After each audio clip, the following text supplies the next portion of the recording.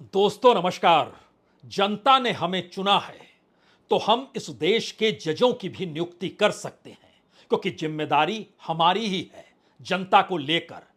इसमें जज अपने तौर पर ना समझें कि उनकी नियुक्ति पुराने तौर तरीकों से होगी।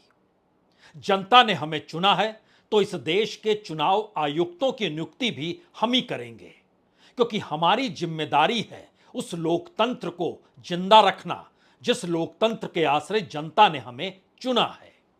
हम जो भी नीतियां लेकर आते हैं, जनता ने हमें चुना है, इसीलिए उन नीतियों पर फैसला तो 5 बरस के बाद चुनाव के वक्त जनता खुद कर देगी। अगर सब कुछ गलत होगा तो जनता हमें हटा देगी। तब तक तो आप यानी उस समय तक आप हमसे कोई सवाल ना करें। और यही प्रक्रिया अगर बढ़ते बढ़ते इस देश के तमाम संवैधानिक संस्थाओं से जुड़ती चली जाए, इस देश की स्वायत्त संस्थाओं से जुड़ती चली जाए, तो कोई भी सवाल इस देश में कर नहीं सकता है, क्योंकि सवाल करने के लिए आपको जनता ने चुना नहीं है। चुना तो उस सरकार को है जो कह रही है कि 5 बरस तक हम जैसे चाहे वैसे करेंगे। तो क्या बीते 10 बरस में सरकार ने मनचाहे तरीके से इस देश के भीतर काम किया है? इसीलिए यह सवाल जजों की नियुक्ति को लेकर हो या चुनाव आयुक्त की नियुक्ति को लेकर हो या इस देश के संवैधानिक संस्थानों से हो रहा खिलवाड़ ही क्यों ना हो, या इस देश के तमाम नौकरशाह जो इस देश के तमाम संवैधानिक पदों पर बैठे हैं, उनकी नियुक्ति अगर सत्ता कर रही है तो फिर सत्ता के अनुकूल वो काम करेंगे, इससे इनकार कौन करेगा। लेकिन आज सवाल उसके आगे का है।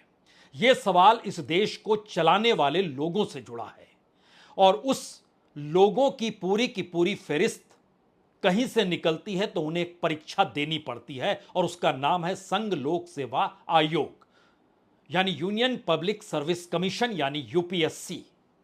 1926 में अंग्रेजों के दौर में यह बनाया गया था पब्लिक सर्विस कमीशन, और आजादी के बाद संविधान लागू होने के बाद यूपीएससी का जिक्र संविधान में किया गया। आर्टिकल 321 से लेकर 378 के बीच में उन तमाम बातों का जिक्र है कि कैसे इस देश को चलाने वाले नौकरशाहों की परीक्षा यूपीएससी लेगी।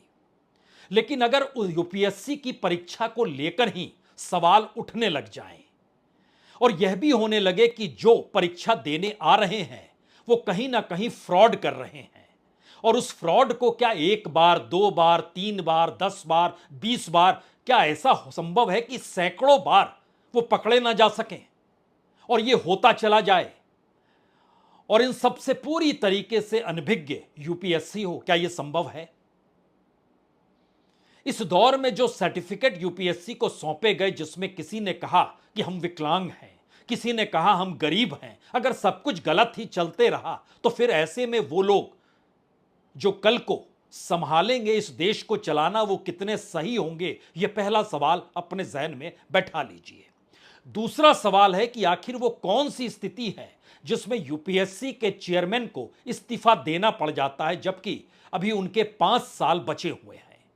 मनोज सोनी, उन्होंने इस्तीफा दे दिया, और इस्तीफा देते वक्त या इस्तीफा देने से पहले या उनके अपने कार्यकाल को अगर आप समझें तो उनका जुड़ाव सीधे तौर पर मौजूदा सत्ता से बहुत करीबी का रहा है, और यहां से नहीं बल्कि गुजरात से रहा है।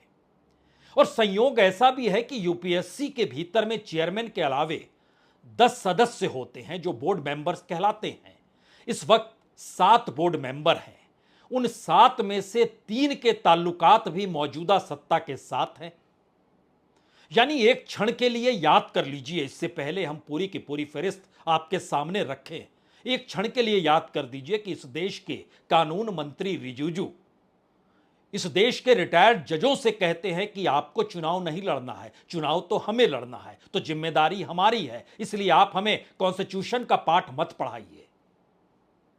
और बकायदा सरकार की तरफ से चुनाव आयुक्तों की नियुक्ति को लेकर भी कहा जाता है सुप्रीम कोर्ट के भीतर, जब इस बात का जिक्र होता है कि चुनाव आयुक्तों की नियुक्ति तो कम से कम ट्रांसपेरेंट तरीके से हो, पारदर्शी हो, जिसमें चुनाव आयोग के साथ साथ इस देश के चीफ जस्टिस भी उसमें शामिल हों, जिससे लगे कि सब कुछ ट्रांसपेरेंट है, लेकिन सरकार कहती है आपका कुछ लेना देना नहीं है और यह काम सरकार का है, तो अपने तौर पर प्रधानमंत्री उनके द्वारा नियुक्त एक कैबिनेट मिनिस्टर और विपक्ष के नेता के तौर पर जो भी होगा वो शामिल होगा और तीन लोग मिलकर चुनाव आयुक्त की नियुक्ति कर डालेंगे। और इस देश के भीतर में तमाम ऐसे संस्थानों को अगर आप टटोलते चले जाएंगे तो एक सवाल शुरू में ही अपने जहन में बैठा लीजिए, क्या वाकई जनता जब चुन लेती है किसी सरकार को तो संविधान ने जो चेक एंड बैलेंस की व्यवस्था की हुई है, हर एक संस्थान को लेकर दूसरे संस्थान से कोई तानाशाही के तौर पर काम ना करने लग जाए, तो वो चेक एंड बैलेंस भी क्या मौजूदा सरकार ने दरकिनार कर दिया, हाशिए पर लाकर खड़ा कर दिया? यूपीएससी की परीक्षा जिससे आईएएस आईपीएस निकलते हैं, इंडियन फॉरेन सर्विस के लोग निकलते हैं, अलाइड सर्विस से जुड़े हुए बड़े लोग निकलते हैं, जिसमें से आईआरएस भी होते हैं। तकरीबन इस बार भी यानी 2023 की परीक्षा देने में 10,16,000 बच्चों ने फॉर्म भरे थे। जो परीक्षा देने पहुंचे उसमें 5,92,000 छात्र थे। उसमें से जो कि मेंस की परीक्षा क्वालिफाई कर पाए वो लगभग 14,620 छात्र थे और जो इंटरव्यू के बाद निकल कर आए उनकी संख्या 2,916 है। एक लंबी प्रक्रिया है और उस प्रक्रिया से गुजरते वक्त इस देश के भीतर में देश को कैसे चलाना है, इसीलिए यूपीएससी को बनाया गया। लेकिन 2018 में सरकार ने एक और बात तय कर ली। उसने कहा जी नहीं, हम यूपीएससी के ही जरिए, लेकिन हम तय करेंगे कि कुछ प्रोफेशनल्स को हम लेकर आए। और उन प्रोफेशनल्स की भर्ती 2018 से पैरेलल तौर पे शुरू हो गई, यानी जो कल तक आईएएस बन के इस देश में ज्वाइंट सेक्रेटरी होते, उन्होंने सीधे तौर पर नियुक्ति करनी शुरू कर दी। तो आइए आज इस पूरे के पूरे एपिसोड को बहुत बारीकी से समझने की कोशिश कीजिए, क्योंकि यह देश चलता कैसे है और इस देश को कैसे चलाया जा रहा है उसकी पूरी तस्वीर आपके सामने होनी चाहिए।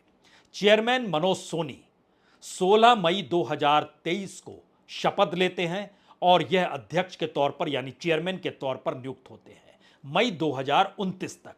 लेकिन 5 जुलाई को अचानक वो अपना इस्तीफा डीओपीटी भेज देते हैं, जो कार्मिक विभाग है भारत सरकार का, और कहते हैं वो काम करने की स्थिति में नहीं है। वो काम जो करना चाहते हैं वो दरअसल लोगों की सेवा से जुड़ा हुआ है, इसीलिए वो छोड़ना चाहते हैं।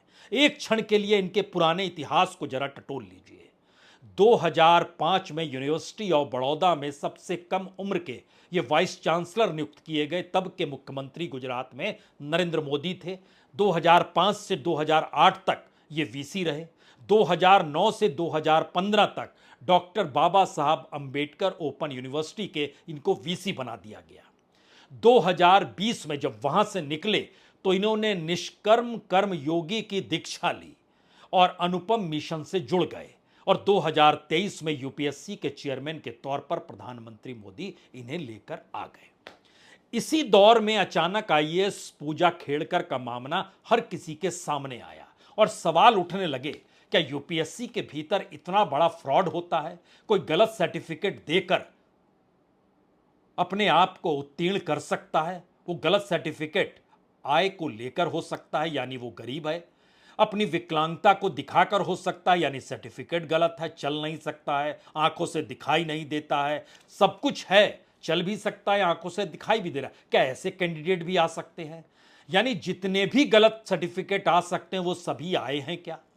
अलग अलग माध्यमों से जो हमारी टीम ने पता किया उसमें सवाल 1, 2, 3, 4, 5 का नहीं है। ये सैकड़ों छात्रों के साथ तो नहीं हुआ है और सैकड़ों छात्र इसके जरिए उत्तीर्ण तो नहीं हुए। यानी हर बरस लाखों छात्र बैठते हैं, उसमें से 1,000 से कम आईएएस आईपीएस बन पाते हैं और टोटल लगभग 2-2.5 हजार लोग की नौकरी लगती है। लेकिन उसमें भी फ्रॉड, ये फ्रॉड पकड़ ना पाना और फ्रॉड में शामिल होना, ये दो चीजें अलग अलग होती हैं। लेकिन एक क्षण के लिए दोबारा इस यूपीएससी के भीतर और घुसिए।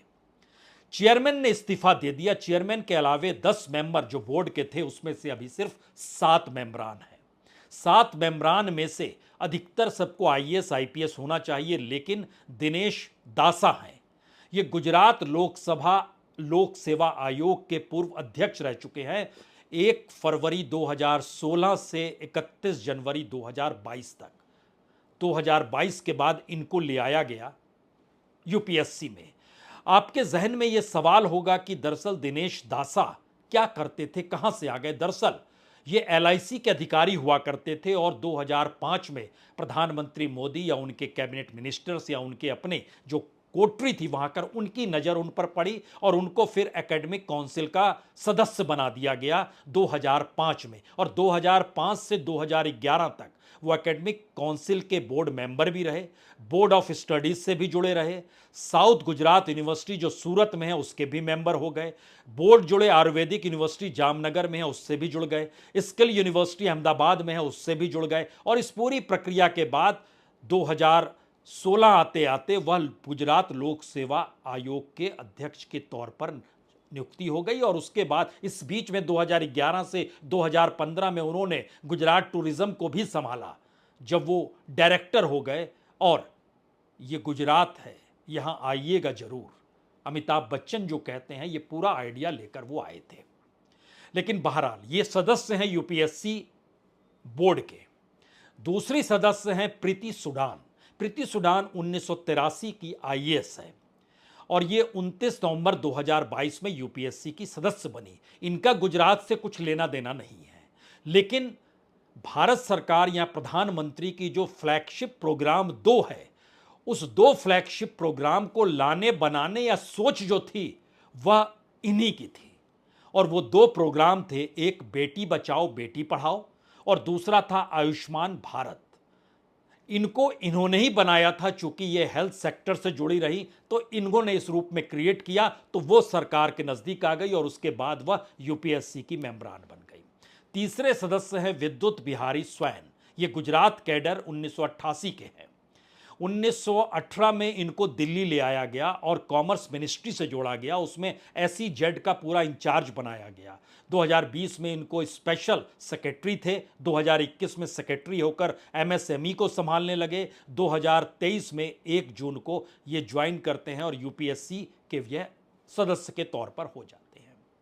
सीधे तौर पर यह ताल्लुक हम आपको दिखा रहे हैं, इसके अलावे भी 4 लोग हैं, लेकिन इन तीनों का जिक्र करना इसलिए क्योंकि कहीं ना कहीं ताल्लुकात सरकार से जुड़ते हैं और सरकार किसी कॉन्स्टिट्यूशनल बॉडी के भीतर बोर्ड में जो नियुक्ति होती है वो अपने करीबियों को करती है, इसमें कोई दो मत नहीं है। लेकिन अगला सवाल यह, करीबी का मतलब इस देश के कॉन्स्टिट्यूशन में निर्धारित जो पूरी प्रक्रिया यूपीएससी की है क्या उसे भी खारिज कर दिया जाए?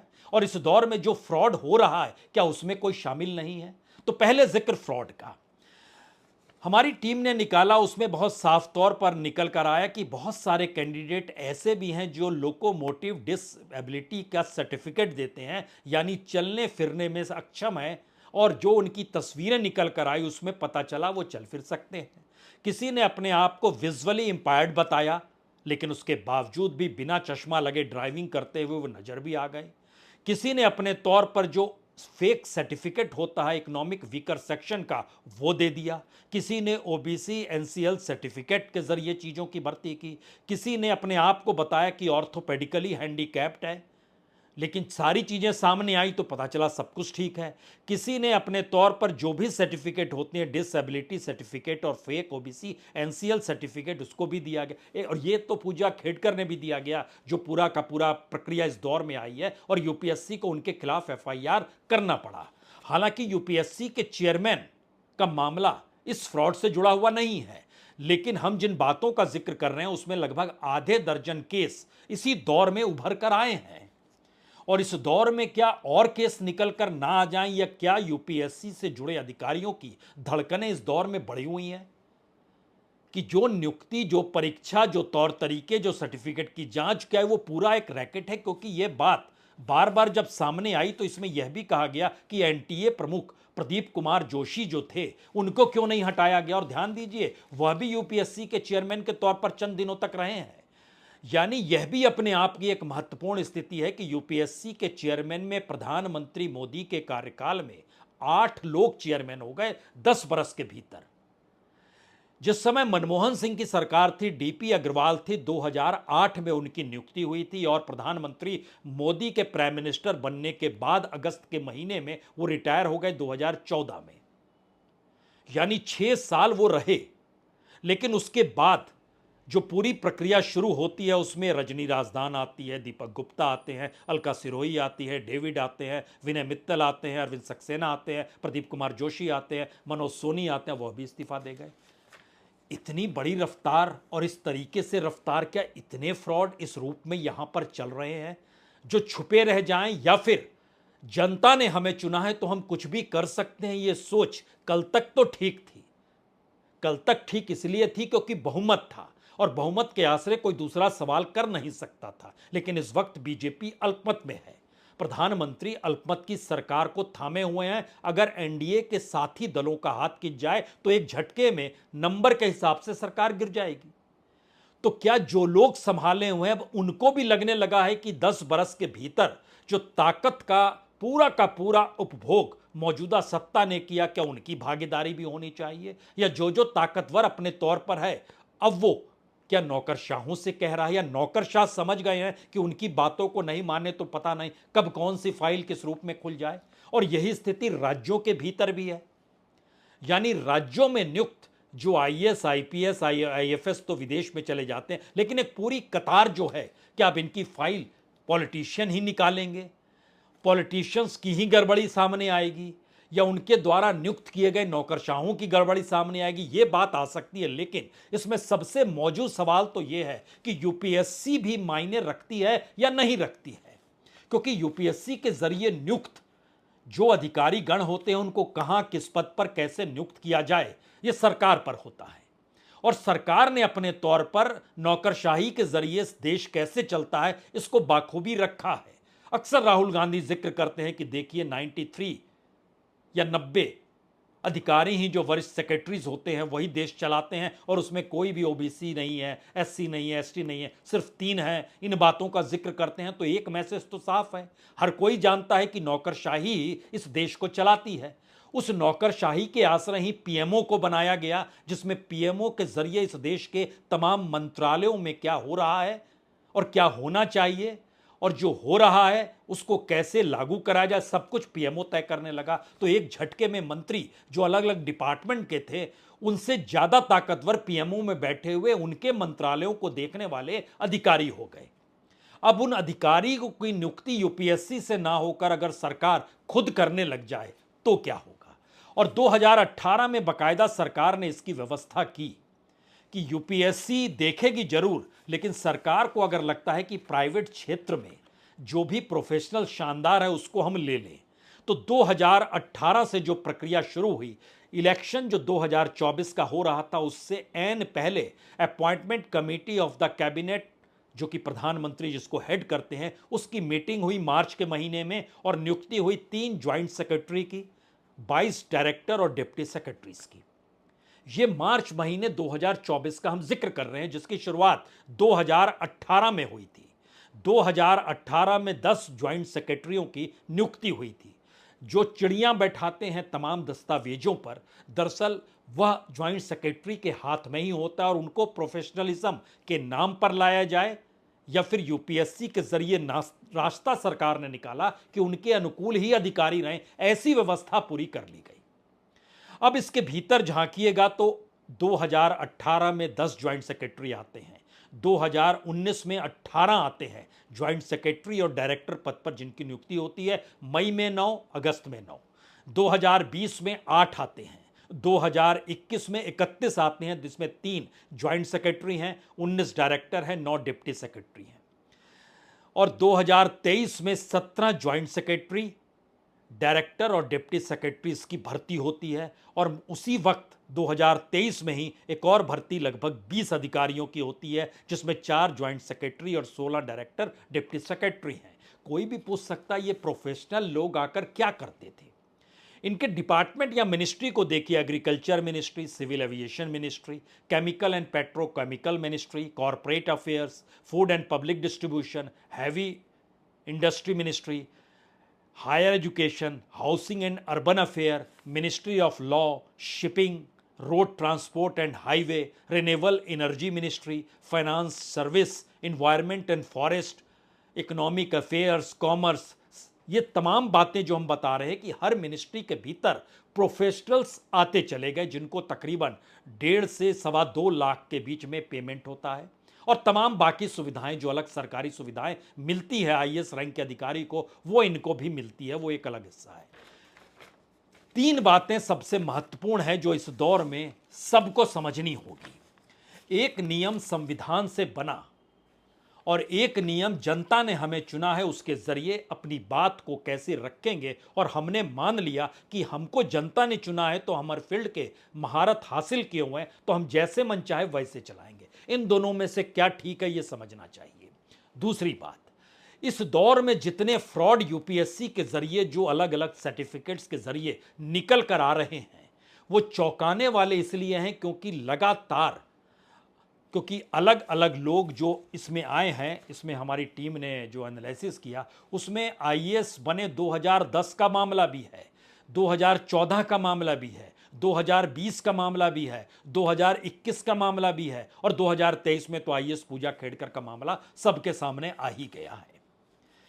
यानी अगर आप ध्यान दीजिए तो 2010 की प्रक्रिया के भीतर से होते होते आप कहेंगे सरकार तो 2014 में बनी, तो उससे पुराने मामले और 2014, 2017, 2020, 2021, 2022 ये तमाम मामलों की लिस्ट अगर निकाली जाए, और जो निकली हुई है एक लिहाज से अलग अलग तरीकों से, जो हमारी टीम ने वहाँ के नौकरशाहों के जरिए जो चीज़ों को समझा और परखा है, वो बताने के लिए काफ़ी है क्या ये पूरा फ्रॉड इस देश को कैसे चलाया जाए उस दिशा में सिर्फ इसलिए है कि नौकरी मिल जाए, या दूसरे तरीके से एक तरफ प्रोफेशनल्स की कतार है, दूसरी तरफ इस देश को नौकरशाही से चलवाना है, और वो सरकार की धारा विचारधारा के हिसाब से चल रहे हों। क्योंकि ध्यान दीजिए, इसमें तो एक व्यक्ति का जिक्र हमने किया जो बोर्ड मेंबर हैं, जो कि गुजरात लोक सेवा आयोग के पूर्व अध्यक्ष भी रह चुके हैं। यह भी मामला सामने आया कि जो एनटीए से जुड़े हुए हैं, जब व्यापम घोटाला हो रहा था तो वहां पर भी मध्य प्रदेश में उनकी मौजूदगी थी।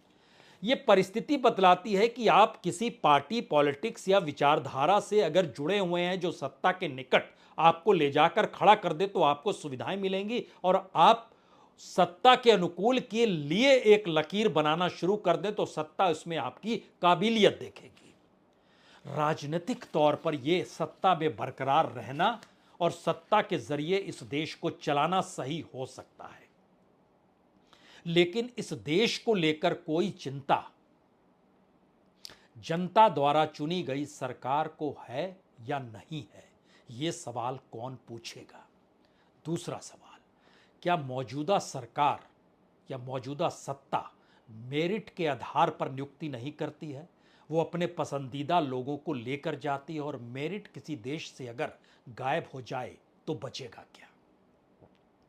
और तीसरी बात, अगर यूपीएससी के भीतर ही फ्रॉड है तो इस देश को चलाने की पूरी प्रक्रिया वही लोग तय कर रहे हैं जो फ्रॉड सिस्टम से निकलकर इस देश में एक बेहतरीन सिस्टम बनाने की सोच रहे हैं। तो इसका मतलब बहुत साफ है कि उनका बेहतरीन सिस्टम ना सिर्फ फ्रॉड होगा, बल्कि वह इस देश की कॉन्स्टिट्यूशनल अवस्था को भी दरकिनार या खारिज करते हुए एक ऐसे सिस्टम में तब्दील करेगा जहां सिर्फ उस सत्ता की चलेगी जिसको जनता ने चुन लिया, और वो ये मानकर चल रही है कि दरअसल हम सही हैं। नौकरशाही की धड़कनें बढ़ी हुई है, नौकरशाहों से मिलिए वो घबराए हुए हैं, वो कहने लगे हैं जो हो रहा था, जिस रूप में चल रहा था, अगर वाकई फाइल खुल जाए तो क्या होगा। और अगर इस अंतर्विरोध के भीतर जब अल्पमत की सरकार है और इस दौर में किसी ने फाइल खोलनी शुरू कर दी, तब क्या होगा, कटघरे में कौन खड़ा होगा, ये तय उसी जनता को करना है जिस जनता ने चुनी हुई सरकार को ये ताकत दे डाली कि आप संविधान को भी दरकिनार कर दीजिए, इस देश के संवैधानिक संस्थाओं को भी खारिज कर दीजिए, इस देश की स्वायत्त संस्थाओं में भी आप ही की चलेगी, और जो भी नौकरशाह इस देश को चला रहा है वो तभी चला पाएगा जब उसकी नियुक्ति इस देश के सत्ताधारियों के जरिए होगी। तो बचा क्या।